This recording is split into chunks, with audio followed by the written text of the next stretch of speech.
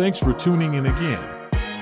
Today we join Tom on day 22 of his Digital Minimalism Challenge. He will give us a quick update on how things are going and show off some technology from the past. Don't forget to like this video and subscribe to Tom from Charlotte for more content. Enjoy! Hey there, it's so nice out today, I thought I would film outside to give you the update on the Nokia 6300 4G day 22. For most of the days during this project I've tried to take a few notes about what it's been like to use this phone, and because I can't take them down in my smartphone or anything like that, I'm writing them down in a little notebook. So a couple of the comments that I've made is that everything takes a lot more time to do, but I have a lot more time conversely, so I'm not spending a lot of time just staring at my phone, mindlessly scrolling on social media apps and so forth. I feel bored a lot that I don't have my phone with me. I'm always wanting to reach out and check it, even though there's not going to be anything on it. Sitting and eating breakfast without electronics is kind of boring. A new engagement at work is going to be starting, and we use soft tokens to help us authenticate to get into the client's program. And I obviously wasn't going to be able to use my Nokia 6300 to do that, so I've had to download the app onto my smartphone to be able to do that. I was at a conference for work 2 weeks ago, and a couple of things I noticed, because I didn't have my phone, so I wasn't staring at that. I was kind of more cognizant of those around me, and one of the things I noticed is how many people fill their time with just looking at their phone.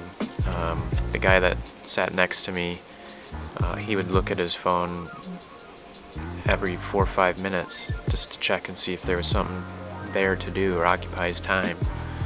It was kind of weird to kind of notice these things. So again, this is day 22 of this project, and by day 20 I finally took a note that said I'm very frustrated with this phone, although that happened a lot earlier than day 20.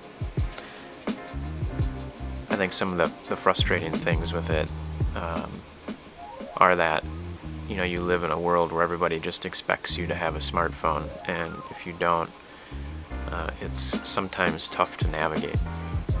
So to kind of sum up a smartphone versus a dumb phone, I would say with a smartphone you're going to be able to accomplish everything that you need to, and you're going to be able to do that very quickly and very easily. Whereas with the dumb phone, you're going to be able to accomplish what you need, but it's going to take you a long time, and it's going to be frustrating to do so. Smartphones are super addictive because the applications on them are designed to be addictive. The dumb phone is not addictive by any means. It's such an annoyance, I don't even want to use it. You know, smartphone is like a modern miracle tool, and a dumb phone, you know, 15 years ago, I would have said that. But now, it is still pretty miraculous, all things considered.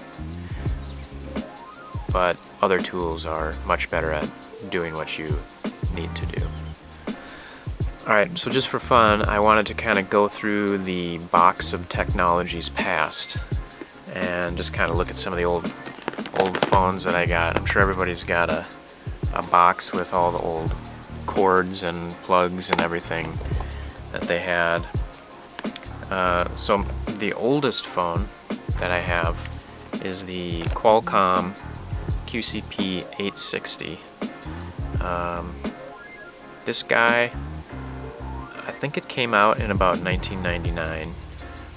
This was my first cell phone. I got this I think in the spring of 2000. Just a phone, nothing else. Had an address book, and that's about it. But, it had the extendable antenna. I don't know why you would need that, but the battery was pretty good on this all on its own, because obviously, you're not using it for anything other than talking.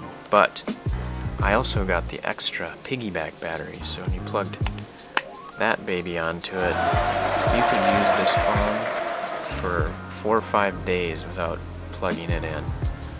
I wish I still had the cord for it, but I wasn't able to find it in my box here. But I'd love to plug it in just to take a look at it. The next phone that I have, I guess in chronological order, is the Motorola V60, which is this guy. It's a little tiny guy. I don't know if you remember the movie Zoolander, but it was kind of a joke. He had this tiny little phone that he would talk onto, and that's kind of what this reminds me of. But this was pretty great. Still kind of the same as the Qualcomm, really just use it as a phone. It had an address book in it, really not much else. But this was the first one that I had an external LCD on it here, which would tell you who was calling. And it also had this little extendable antenna, as you can see.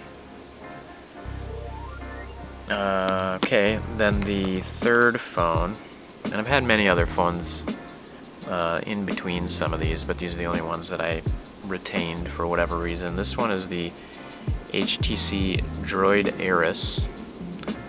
This was my first smartphone. I got this in 2009, somewhere around there. And it's, I don't know if you can see it, it says Google on it. So this is maybe like a precursor to a Pixel. I don't know. I mean, it's still a HTC phone, so I don't know what with Google it says. So maybe that just means that it's the search engine, not actually anything with Pixel. I'm not sure. The first actual Pixel didn't come out for a number of years beyond this, but I did find the plug for this, and I turned it on, and a lot of the touchscreen functionality is kind of gone, but it does have the little trackball here. So to sum up everything, day 22 of the Nokia 6300 4G. I would say, if I had to guess right now, once this 2 months is over, I'm going to be going back to my smartphone. There'll probably be a number of things I'll change on my smartphone and how I use it, but there's no way I can get along with this phone. So anyway, that's the update for today, and we'll talk to you soon. Well, Tom has had his ups and downs with this phone, but he is learning a lot that will be discussed in the third and final installment for this challenge. Tune in for that video in the near future. Thanks for watching.